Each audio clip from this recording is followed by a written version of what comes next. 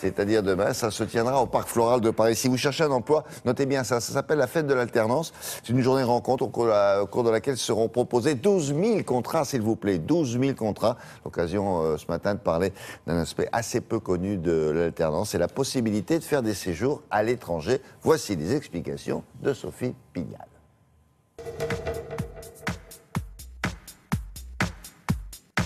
C'est encore limité, mais cela existe, la possibilité pour des jeunes en alternance de bénéficier d'une expérience professionnelle à l'étranger.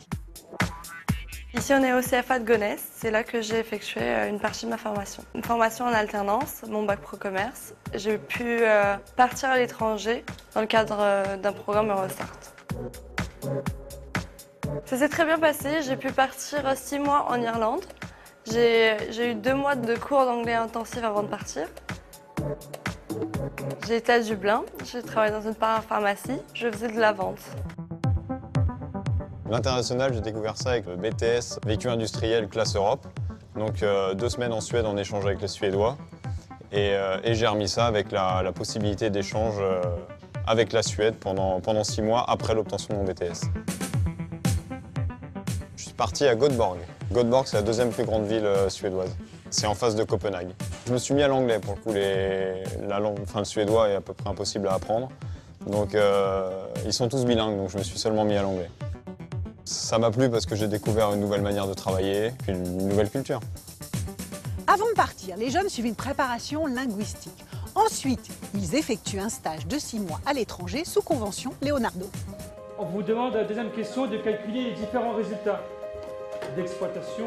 L'international dans les écoles de la Chambre de commerce et d'industrie de Paris Région Île-de-France est une pratique qui est complètement intégrée puisque nous accueillons environ 10 000 apprentis et que 700 d'entre eux partent à l'étranger sous une forme ou une autre chaque année.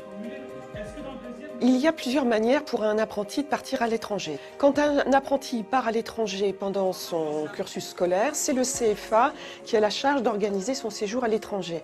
Soit c'est un échange académique, soit c'est un stage qui est réalisé en entreprise.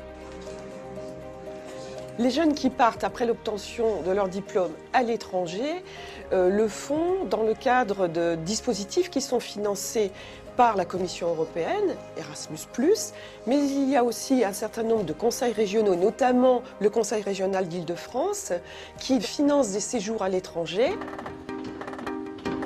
C'est un plus, un atout supplémentaire pour les jeunes lorsqu'ils se retrouvent sur le marché du travail pour trouver un job, ça c'est évident.